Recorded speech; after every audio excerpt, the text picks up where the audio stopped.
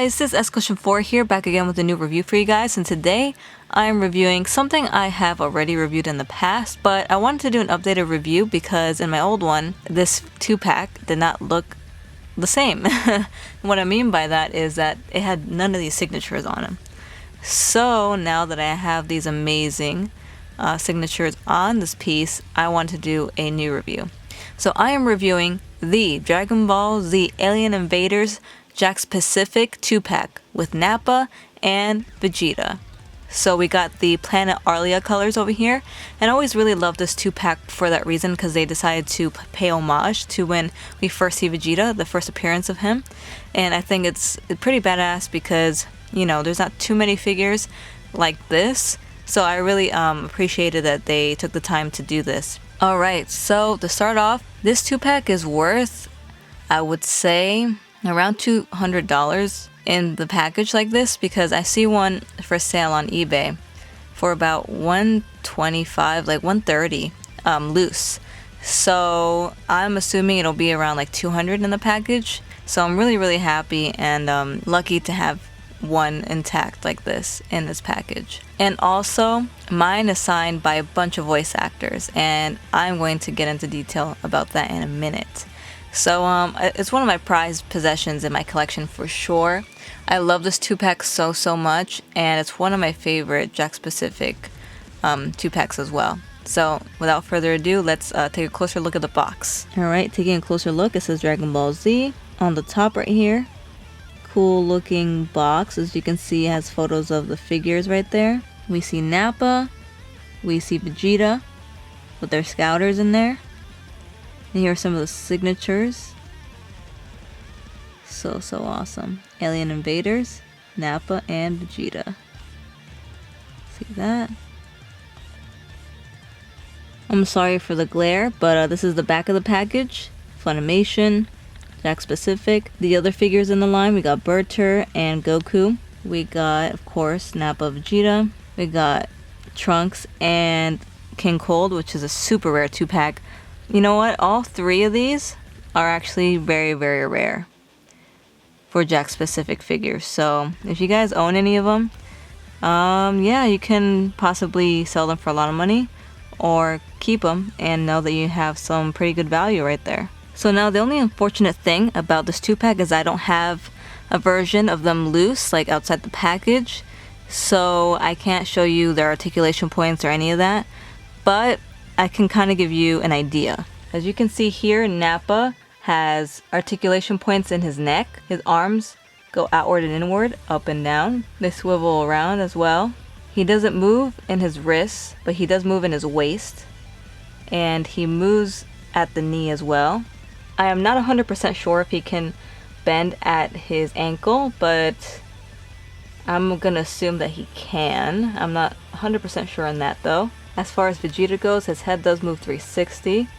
His arms also move outward and inward, up and down, and they swivel at that joint as well. His wrists do not move, his waist does move. He can bend at the knee, and I'm almost positive he can bend at the ankle as well. So they both have very similar articulation points, definitely. Also, taking a closer look, you can see here that they both come with scouters. Nappa with a green one and Vegeta with a red one. Alright, so to go more into detail on the signatures, I'm going to start with Nappa.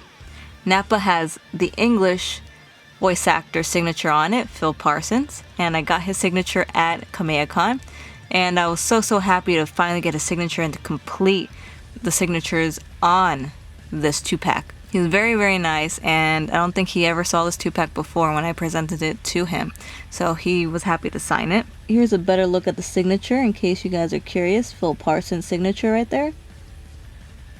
And now for Vegeta's signatures, he has quite a few on there. The first signature I got on this 2-pack was Chris Sabat's, which is the really dark, large signature right there. That's his, and he also wrote Error right there, if you can see that. That was from Chris Sabat's signature. He wrote error because he was saying that it was like a color error. And then we also have Brian Drummond right there. If you can see right in the middle, it says over 9,000 Vegeta. So we got the Ocean Dub signature. Here's a better look at that signature. Fun fact, I met Brian Drummond before I ever met Chris Sabat. But it was a long time ago, and it was before I even got the signature from Brian. I got this signature from him at KamehaCon. And this signature from Chris Sabat, I think I got him like a while ago at a local Florida con. And then we also got, I'm going to look at the one right here on the side. This one right next to a Scouter. It's from Rene Garcia, who is the Spanish dub voice actor for Vegeta. And he is a Chris Sabat of Latin America. So in Latin America, their Vegeta is Rene Garcia. And he was super, super cool. I got his signature at KamehaCon as well. And the last signature over here, see the one that's vertical, kind of slanted right there? That big extending signature? That is the signature of the Japanese voice actor for Vegeta. The original voice of Vegeta, Ryo Horikawa. So I got to meet him at KamehaCon as well. And Ryo Horikawa was so awesome. He was super sweet to all of us. And we even got to party with him at the after party at KamehaCon. So he was a pleasure. He was such a gem to meet. So I am so happy to have all these signatures on this 2-pack. All these different Vegetas.